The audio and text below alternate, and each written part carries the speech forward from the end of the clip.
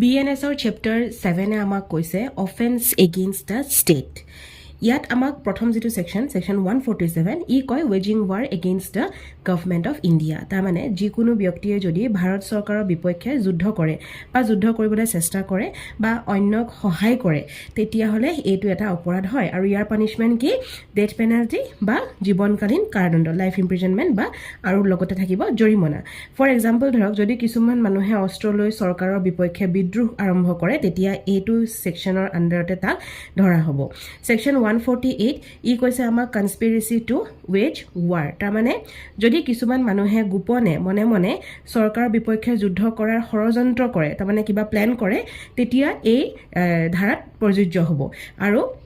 ইয়াত আমি চাব লাগিব যে ষড়যন্ত্ৰ হলে একচুয়াল একশন হ'ব লাগিবনে সো নালাগে ষড়যন্ত্ৰ হলে হয় জাস্ট প্ল্যানিং ইজ ৰিকোয়াৰ্ড একশনটো যে হ'বই লাগিব হেতু কথা নহয় আৰু ইয়াৰ পানিশমেন্ট হৈছে লাইফ ইমপ্ৰিজনমেন্ট বা 10 বছৰ কাৰাদণ্ড লগতে জৰিমনা সেকশন 149 এ আমাক প্ৰিপাৰেচন টু ৱেজ ৱাৰৰ কথা কয় তাৰ মানে যদি কোনোবা মানুহে মানুহ সংগ্ৰহ কৰে বা অস্ত্ৰ বা ধৰক গোলা বাৰুদ সংগ্ৰহ কৰে তাৰপিছতে যুদ্ধৰ বাবে প্ৰস্তুতি লয় তেতিয়া চৰকাৰৰ বিপক্ষে যুদ্ধ কৰাৰ উদ্দেশ্য লৈ পেলাই তেতিয়া এই সেকশনটো আন্ডাৰত লোৱা হয় ইয়াৰ পানিশমেন্ট থাকিব জীৱনকালীন কাৰাদণ্ড বা 10 বছৰৰ কাৰাদণ্ড লগতে জৰিমনা সেকশন 150 ই আমাক কয় concealing design two ways war তাৰ মানে যদি কোনোবা মানুহে জানে যে চৰকাৰৰ বিপক্ষে যুদ্ধৰ পৰিকল্পনা আছে তেতিয়া কিন্তু সেই কথা গোপনে ৰাখে ঠিক আছে কৈ নিদিয়ে মনে মনে ৰাখে বস্তুটো লুকুৱাই ৰাখিছে তেতিয়া হলে এই পানিশমেন্ট কি হ'ব 10 বছৰৰ কাৰাদণ্ড লগতে জৰিমনা ফৰ এক্সাম্পল ধৰক কোনোবাই জানে যে বিদ্ৰোহ হ'ব কিন্তু পুলিচক নকয় তেতিয়া এই সেকশনটো আন্ডাৰত লোৱা হ'ব সেকশন 151 এ আমাক কয় assault on president or governor that means যদি কোনোবা মানুহে প্ৰেসিডেন্ট বা গভৰ্ণৰক আক্ৰমণ কৰে বা জুৰেৰে ভয় দেখায় বা বাধা দিয়ে তেওঁলোকক নিজৰ ক্ষমতা ব্যৱহাৰ কৰিবলৈ বাধ্য কৰিবলৈ তেতিয়া পানিশমেন্ট হ'ব 7 ইয়াৰ্স ইমপ্ৰিজনমেন্ট লগতে জৰিমনা ফাইন দেন 152 সেকশনে আমাক এক্স এন্ডেঞ্জাৰিং সোভাৰেইনিটি ইউনিটি এণ্ড ইন্টিগ্ৰিটিৰ কথা কয় যে যদি কোনোবা মানুহে বিদ্ৰোহ উকসাই বা ধৰক সেকসেশন প্ৰচাৰ কৰে সেকসেশন মানে বিচ্ছিন্নতা প্ৰচাৰ কৰে বা একতা নষ্ট কৰিবৰ চেষ্টা কৰে বা স্পিচ ৰাইটিং সাইন বা ইলেক্ট্ৰনিক কমিউনিকেশনৰ মাধ্যমেৰে তেতিয়া কি হ'ব পানিশমেন্ট জীৱনকালীন কাৰাদণ্ড হ'ব 7 ইয়াৰ্স ইমপ্ৰিজনমেন্ট হ'ব লগতে জৰিমনা ইয়াত এটা ইম্পৰ্টেন্ট বস্তু যে যদি কেৱল চৰকাৰৰ সমালোচনা কৰে আইনগত উপায়ে তেন্তে এইটো অপৰাধ নহয় চৰকাৰৰ সমালোচনা মিন্স ক্ৰিটিসিজম সেকশন 153 আমাক কয় ৱেজিং war against friendly foreign state তাৰ মানে যদি কোনো ব্যক্তিয়ে ইণ্ডিয়াৰ সৈতে শান্তিপূৰ্ণ সম্পৰ্ক থকা বিদেশী দেশৰ বিপক্ষে যুদ্ধ কৰে তেতিয়া পানিশমেন্ট কি হ'ব জীৱনকালীন কাৰাদণ্ড বা 7 বছৰ কাৰাদণ্ড বা জৰিমনা সেকশন 154 এ আমাক ডিপ্ৰেডেশন অন ফৰেন ষ্টেটৰ কথা কয় ডিপ্ৰেডেশন মানে হৈছে লুণ্ঠন বা লুটপাট কৰা যদি কোনো ব্যক্তিয়ে ফ্ৰেন্ডলি ফৰেন ষ্টেটৰ ভূমিত লুটপাট কৰে বা তাৰ বাবে প্ৰস্তুতি লয় তেতিয়া হলে তাৰ পানিশমেন্ট 7 ইয়াৰ্স ইমপ্ৰিজনমেন্ট লগতে জৰিমনা আৰু ব্যৱহৃত সম্পত্তি বাজেয়াপ্ত আৰু সেকশন 155 এ আমাক কয় ৰিসিভিং প্ৰপাৰ্টি ফ্ৰম সাচ অফেন্সেস দ্যাট মিন্স যদি কোনোবা মানুহে জানি শুনি লুটপাট কৰা সম্পত্তি গ্ৰহণ কৰে তেতিয়াহলে পানিশমেন্ট 7 ইয়াৰ্স ইমপ্ৰিজনমেন্ট লগতে জৰিমনা আৰু সম্পত্তি বাজেয়াপ্ত দেন সেকশন 156 এ আমাক public servant allowing is escape of state প্ৰিজনাৰৰ কথা কয় যে যদি কোনো পাব্লিক সাৰ্ভেন্ট ইচ্ছাকৃতভাৱে ষ্টেট প্ৰিজনাৰ বা প্ৰিজনাৰ অফ ৱাৰক পলায়ন কৰিবলৈ দিয়ে তেতিয়াহলে পানিশমেন্ট হ'ব জীৱনকালীন কাৰাদণ্ড বা 10 বছৰ লাইফ ইমপ্ৰিজনমেন্ট আৰু লগতে জৰিমনা সেকশন 157 এ কয় এস্কেপ ডিউ টু নেগলিজেন্স যদি পাব্লিক সাৰ্ভেন্টৰ মানে সাৱধান নোহোৱাৰ বাবে প্ৰিজনাৰ পলাই যায় তেতিয়াহলে পানিশমেন্ট কি হ'ব পাৰে 3 ইয়াৰ্স সিম্পল ইমপ্ৰিজনমেন্ট লগতে জৰিমনা সেকশন 158 এ আমাক এডিং এস্কেপ অফ ষ্টেট প্ৰিজনাৰৰ কথা কয় যে যদি কোনোবা মানুহে বন্দীক পলায়ন কৰাত সহায় কৰে লুকুৱাই ৰাখে বা পুলিচক বাধা দিয়ে তেতিয়াহলে পানিশমেন্ট কি হ'ব জীৱনকালীন কাৰাদণ্ড বা 10 বছৰ কাৰাদণ্ড লগতে জৰিমনা এইখিনি বস্তু পঢ়িবৰ কাৰণে মই এখন চাৰ্ট তৈয়াৰ কৰি দিছো আপোনালোকৰ পঢ়িবলৈ ইজি হ'ব এই চাৰ্টখন এবাৰ স্ক্ৰিনশ্বট লৈ পেলাই নিজৰ কপিত লিখি ৰাখিব Then আমি পাম চেপ্টাৰ 8 ইয়াত আমাক offences relating to army navy and air ফ'ৰ্চৰ কথা কৈছে ছেকশ্যন 159ৰ পৰা 168 লৈকে ইয়াত কভাৰেজ দিছে এই যেটো চেপ্টাৰ হয় ইয়াত আৰ্মি নেভি এয়াৰ ফ'ৰ্চৰ ডিসিপ্লিন আৰু লয়ালিটিৰ বিপক্ষে কৰা অপৰাধৰ কথা কোৱা হৈছে ফাৰ্ষ্টতে পাম ছেকশ্যন 159 ইয়াত আমাক কৈছে এবেটমেন্ট অফ মিউটিনি মানে হৈছে সেনাৰ বিদ্ৰোহ ৰেবেলিয়ন এগেইনষ্ট সুপিৰিয়ৰ্ছ এইটো ছেকশ্যনে কয় যে যদি কোনো ব্যক্তি সৈনিকক বিদ্ৰোহ কৰিবলৈ উকসাই বা লয়ালিটি ভাঙিবলৈ চেষ্টা কৰে তেতিয়াহলে ইয়াত এটা পানিশমেন্ট থাকিব আৰু হেতু হৈছে লাইফ ইমপ্ৰিজনমেন্ট বা 10 ইয়াৰ্স ইমপ্ৰিজনমেন্ট লগতে ফাইন ফৰ এক্সাম্পল ধৰক কোনোবাই সৈনিকক কয় যে তোমালোকে অফিচাৰৰ আদেশ মানিব নালাগে তেতিয়া এই সেকশনটো আন্ডাৰত লোৱা হ'ব সেকশন 160 আমাক কয় abetment of mutiny if mutiny happens তাৰ মানে যদি কোনো ব্যক্তিৰ উকসনিত ফলত মানে আলাহতে মিউটিনি ঘটে তেতিয়াহে এই সেকশনটোত আনা হ'ব ধৰক ইয়াৰ পানিশমেন্ট থাকিব মৃত্যুদণ্ড বা লাইফ ইমপ্ৰিজনমেন্ট বা 10 ইয়াৰ্স ইমপ্ৰিজনমেন্ট লগতে জৰিমনা ইয়াত আমি মনত ৰাখিম যে সেকশন 159 এ আমাক অকল উকসনিৰ কথা কৈছে মানে উকসাই দিয়াৰ কথা কৈছে আৰু সেকশন 160 ত আমাক সেই উকসাই দিয়াৰ লগতে মানে হত্যাকাৰ যে বিদ্ৰোহ হৈছে সেইটোৰ কথাও ইয়াত কৈছে নেক্সট সেকশন 161 ইয়াত আমাক এবেটমেন্ট অফ এজল্ট অন সুপিৰিয়ৰ অফিচাৰৰ কথা কয় যে যদি কোনো ব্যক্তিয়ে সৈনিকক উচ্চ পদস্থ অফিচাৰক আক্ৰমণ কৰিবলৈ উকসাই তেতিয়া এই সেকশনটোত অনা হয় 3 বছৰ কাৰাদণ্ড হ'ব লগতে জৰিমনা সেকশন 162 এ আমাক কয় ইফ এজল্ট একচুয়ালি হ্যাপেন্স তাৰ মানে যদি উকসাই দিয়াৰ ফলত হত্যাকাৰ আক্ৰমণ ঘটে তেতিয়াহে এই সেকশনটোত অনা হয় আৰু ইয়াৰ পানিশমেন্ট 7 ইয়াৰ্স ইমপ্ৰিজনমেন্ট লগতে ফাইন সেকশন 163 ত আমাক এবেটমেন্ট অফ ডিজাৰ্শনৰ কথা কয় ডিজাৰ্শন মানে হৈছে সৈনিক ডিউটি এৰি পলাই যোৱা হেয়াকে আমি ডিজাৰ্শন বুলি কওঁ ইয়াত কৈছে যে যদি কোনো মানুহে সৈনিকক মানে আৰ্মি এৰি পলাই যাবলৈ উৎসাহ কৰে বা উৎসাহ দিয়ে তেতিয়াহলে হেতু এই সেকশনটো আন্ডাৰত লোৱা হ'ব ইয়াৰ পানিশমেন্ট 2 বছৰ কাৰাদণ্ড বা জৰিমনা বা দুয়োটা দেন 164 সেকশনত আমাক হাৰ্বাৰিং আ ডিজাৰ্টাৰৰ কথা কয় তাৰ মানে যদি কোনো ব্যক্তিয়ে জানে যে সৈনিক ডিজাৰ্শন কৰিছে আৰু কিন্তু তাক লুকুৱাই ৰাখে মনে থাকে এটো কৈ নিদিয়ে লুকুৱাই ৰাখে তেতিয়া হেতু কি বুলি কয় হেতুক আমি হাৰ্বাৰিং আ ডিজাৰ্টাৰ বুলি কয় হাৰ্বাৰ কৰা লুকুৱাই ৰখা আৰু সেই তাৰ পানিশমেন্ট হ'ব 2 বছৰৰ কাৰাদণ্ড জৰিমনা বা দুয়োটা আৰু ইয়াত আমি এটা এক্সেপশনো পাম যে যদি ডিজাৰ্টাৰৰ স্পাউস মানে হৈছে স্বামীয়ে হওক বা স্ত্ৰীয়ে হওক তেখেতে যদি লুকুৱাই তেতিয়াহলে হেতু অপৰাধ নহয় গতিকে ইয়াত এটা এক্সেপশন লাগি ধৰিছে এটো প্ৰিলিমছৰ কাৰণে ইম্পৰ্টেন্ট হয় সেকশন 165 ত আমাক কয় কনসিলিং ডিজাৰ্টাৰ অন শিপ তাৰ মানে যদি কোনো মাৰ্চেন্ট শিপৰ কেপ্টেইনৰ জাহাজত ডিজাৰ্টাৰ লুকাই থাকে যদি কেপ্টেইন নিজৰ দায়িত্বত ঠিকমতে পালন নকৰে তেতিয়া এই সেকশনটোত লোৱা হয় পানিশমেন্ট 3000 रुपीस পৰ্যন্ত পেনাল্টি হ'ব পাৰে সেকশন 166 এ আমাক এবেটমেন্ট অফ ইনসাবঅৰ্ডিনেশনৰ কথা কয় ইনসাবঅৰ্ডিনেশন মানে হৈছে সুপিৰিয়ৰ অফিচাৰৰ আদেশ নামানাৰ কথা গতিকে ইয়াত কয় যে যদি কোনো ব্যক্তিয়ে সৈনিকৰ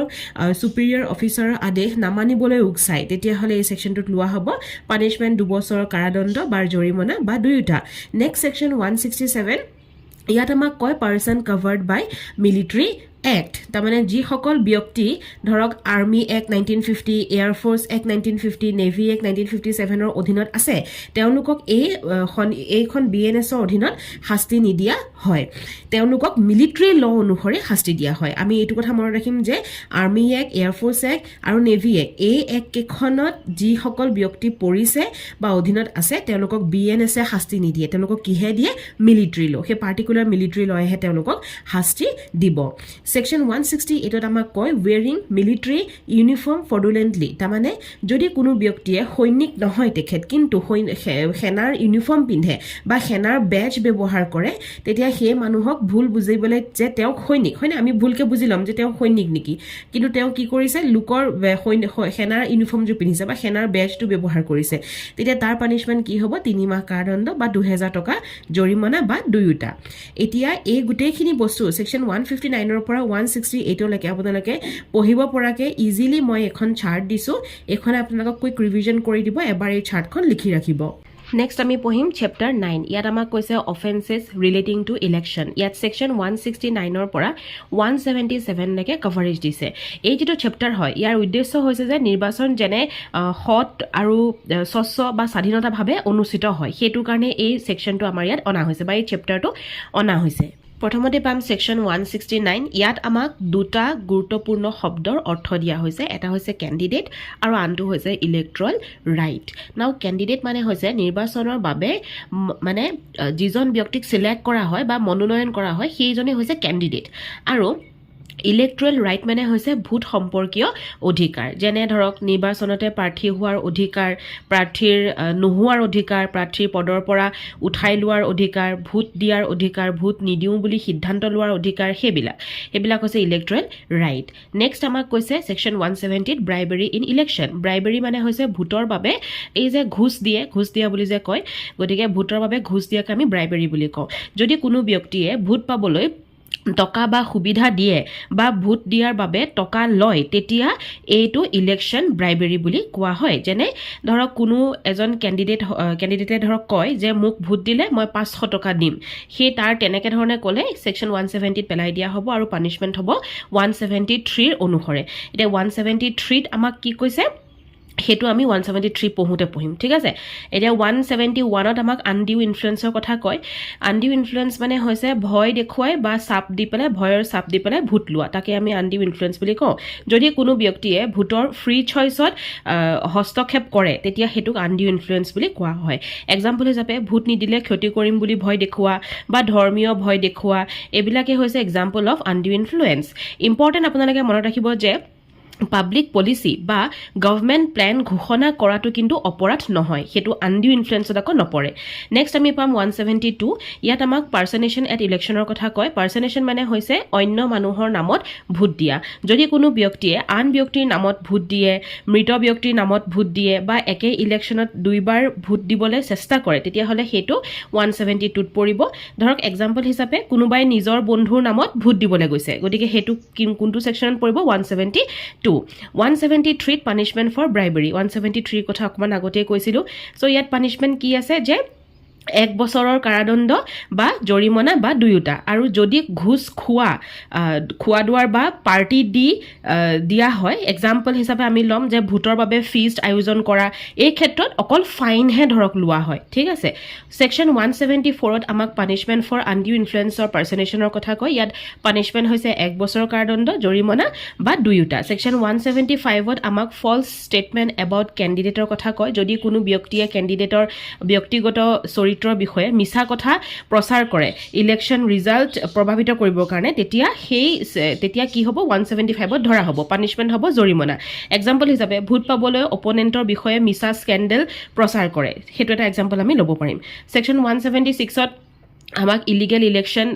এক্সপেন্সৰ কথা কয় যদি কোনো ব্যক্তিয়ে ক্যান্ডিডেটৰ অনুমতি নোহোৱাকৈ ইলেকশ্যন কেম্পেইনত খৰচ কৰে যেনে ধৰক মিটিং আয়োজন বা এডভাৰটাইজমেন্ট বা পেমফ্লেট দিছে হে তেতিয়া পানিশমেন্ট কি হ'ব 10000 रुपीस পৰ্যন্ত জৰিমনা হ'ব পাৰে সেকশন 177 ত আমাক failure to keep election expense একাউণ্টছৰ কথা কয় ইলেকশ্যনৰ সময়ত যি সকলে এক্সপেন্স একাউণ্ট ৰাখিব লাগে যদি নাৰাখে তেতিয়াহে এই সেকশনটোত লোৱা হয় আৰু পানিশমেন্ট কি হ'ব 5000 रुपीस লৈকে জৰিমনা হ'ব পাৰে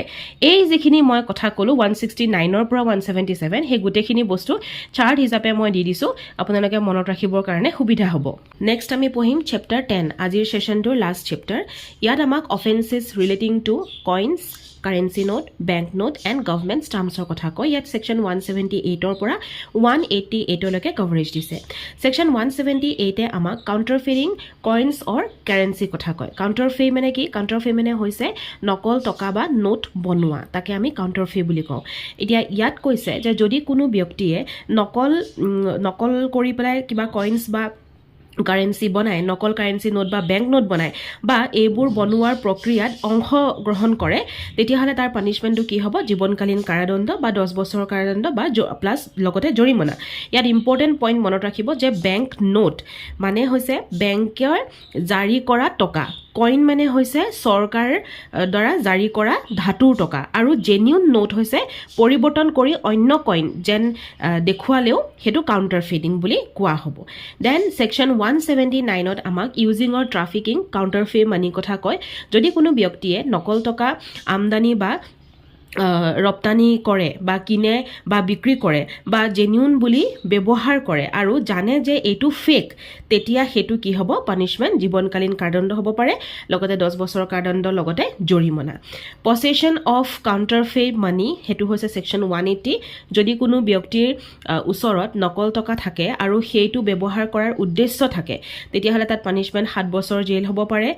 বা জৰিমনা বা দুয়োটা ইভেন হ'ব পাৰে ইম্পৰ্টেন্ট পইণ্ট মনত ৰাখিব যে যদি প্ৰমাণ কৰিব পাৰে যে এই টকা লফুল সোৰ্সৰ পৰা আহিছে তেতিয়া কিন্তু হেতু অপৰাধ নহয় সেকশন 181ত আমাক ইনস্ট্ৰুমেন্টস ফৰ কাউণ্টাৰফেইং কথা কয় যদি কোনো ব্যক্তি নকল টকা বনাবলৈ মেচিন বা ডাই বা ইনস্ট্ৰুমেন্ট বা মেটেৰিয়েল এইবিলাক যদি ৰাখে বা বিক্ৰী কৰে তেতিয়া 181ত ধৰা হয় আৰু ইয়াত পানিশমেন্ট কি হ'ব লাইফ ইমপ্ৰিজনমেন্ট বা 10 ইয়াৰ্স ইমপ্ৰিজনমেন্ট লগতে জৰিমনা সেকশন 182 আমাক ডকুমেন্টস ৰিজেম্বলিং কাৰেন্সি নোটৰ কথা কয় যদি কোনো ব্যক্তি কাৰেন্সি নোট যেন দেখুৱা ডকুমেন্ট প্ৰিন্ট কৰে তেতিয়া পানিশমেন্ট হ'ব ₹300 জৰিমনা যদি পুলিচক প্ৰিন্টাৰৰ নাম নকয় তেতিয়া হলে প্লাস ₹600 জৰিমনা আকৌ দিব লাগিব সেকশন 183 আমাক ৰিমুভিং ষ্টাম্প ফ্ৰম ডকুমেন্টছৰ কথা কয় যদি কোনো ব্যক্তি ইউজড ৰেভিনিউ ষ্টাম্প আঁতৰাই পুনৰ ব্যৱহাৰ কৰে তেতিয়া এই সেকশনটোত লোৱা হয় So punishment হ'ব 3 years imprisonment লগতে বা জৰিমনা বা দুয়োটা সেকশন 184ত আমাক কয় ইউজিং এ ইউজড ষ্টাম্প তাৰমানে যদি কোনো ব্যক্তি আগতে ব্যৱহাৰ কৰা ষ্টাম্প পুনৰ ব্যৱহাৰ কৰিছে তেতিয়া হেতু পানিশমেন্ট হ'ব 2 years imprisonment বা ফাইন বা দুয়োটাই 185 সেকশনত আমাক অল্টাৰিং ইউজড ষ্টাম্পৰ কথা কয় যদি কোনো ব্যক্তিয়ে ষ্টাম্পৰ ইউজড মাৰ্ক মুছি পেলাই আৰু বা সেই ষ্টাম্প বিক্ৰী কৰে তেতিয়া পানিশমেন্ট হ'ব 3 years imprisonment বা জৰিমনা বা দুয়োটা সেকশন 186ত আমাক ফিক্সিয়াস ষ্টাম্পৰ কথা কয় ফিক্সিয়াস ষ্টাম্প মানে হৈছে নকল পোষ্টেল ষ্টাম্প যদি কোনো ব্যক্তিয়ে নকল ধৰক পোষ্টেল ষ্টাম্প বনায় বা পোষ্টেল ষ্টাম্প মানে হৈছে ডাকঘৰৰ যিটো ষ্টাম্প ডাক ষ্টাম্প যদি বনায় বিক্ৰী কৰে বা ৰাখে তেতিয়াহ'লে পানিশমেন্ট ₹200 জৰিমনা দিব লাগিব এই ষ্টাম্প বা ইনস্ট্ৰুমেন্ট সিজ আৰু কনফিস্টিকেট কৰিব পাৰি সেকশন 187ত আমাক মিন্ট এমপ্লয়ী মেকিং ৰং কইনছৰ কথা কয় যিকোনো মিন্ট এমপ্লয়ী ইচ্ছাকৃতভাৱে কইনৰ ৱেট বা কম্পজিশন সলনি কৰে তেতিয়া পানিশমেন্ট হ'ব 7 years imprisonment plus fine 188 section আমাক টেকিং কইনিং টুলছ ফ্ৰম মিন্টৰ কথা কয় যদি কোনো ব্যক্তিয়ে মিন্টৰ পৰা কইনিং টুল চুৰ কৰে বা লৈ যায় তেতিয়াহ'লে পানিশমেন্ট 7 years imprisonment লগতে জৰিমনা হ'ব এই গোটেইখিনি সেকশনছ 178ৰ পৰা 188 লৈকে এখন চাৰ্ট হিচাপে দিছো মনত ৰাখিবলৈ ইজি হ'ব thank you for watching the video